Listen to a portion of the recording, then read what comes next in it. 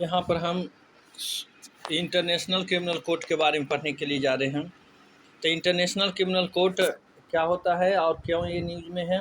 International Criminal Court issue arrest warrant for Vladimir Putin for war crime in Ukraine, इसके लिए ये news में है।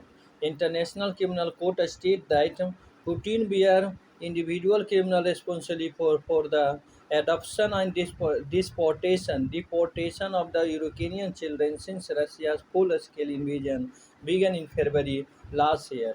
However, International Criminal Court has no power to arrest sitting head of the state or bring them to a trial. ये तो case तो हो गया है, ठीक है ना, इशू तो हो गया है अरेस्ट वारंट, लेकिन ये इंटरनेशनल क्रिमिनल कोर्ट नहीं है पावर उसके कि वो कोई sitting head of the state को उसको अरेस्ट करे और उसको टायर में लाए। War crime are serious violation of humanitarian law during the conflict derive from 1949 Geneva convention. ये क्या है, war crime are serious violation of humanitarian law during a conflict derived from the 1949 Geneva Convention.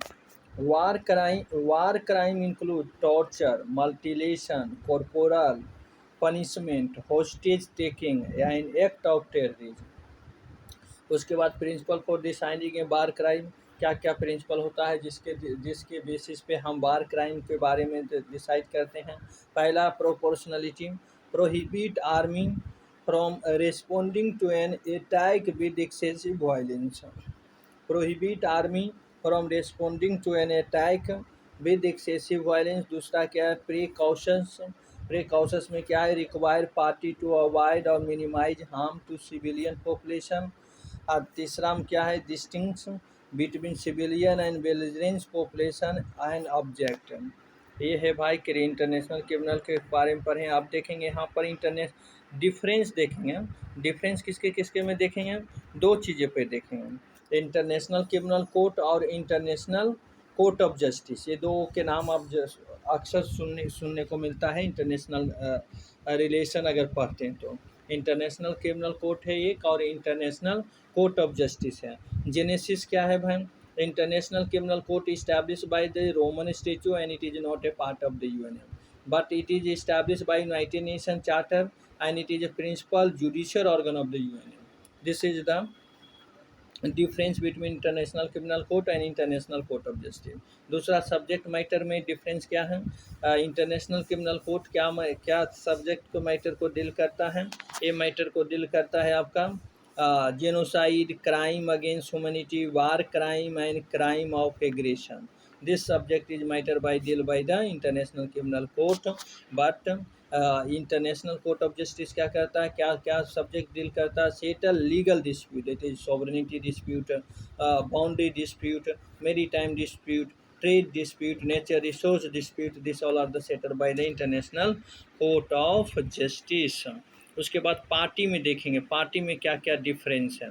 Party में क्या क्या difference है, party में difference है यहाँ पर, इंडिविजुअल या इधर ratify member of international court in the international criminal court are accepted the jurisdiction of the international criminal court.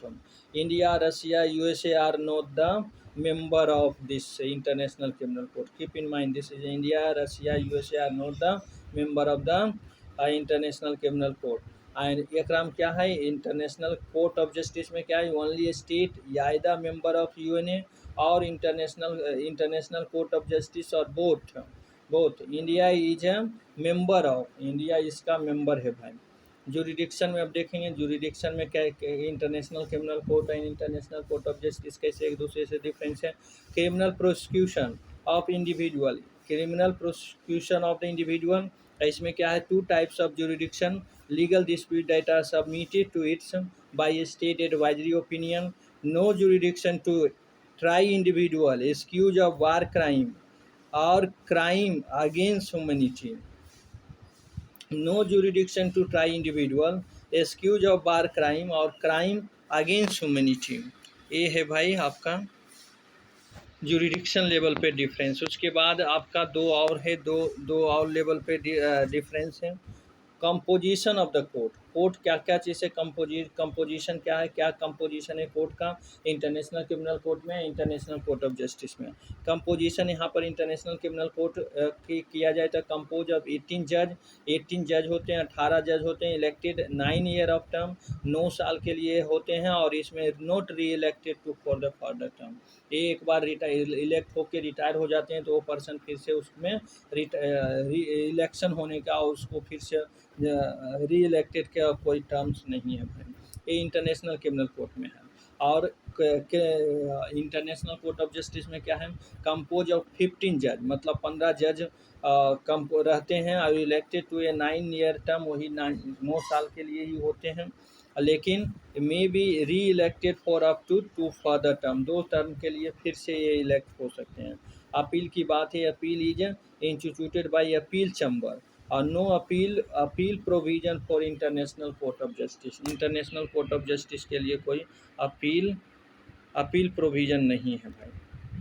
अरे कहाँ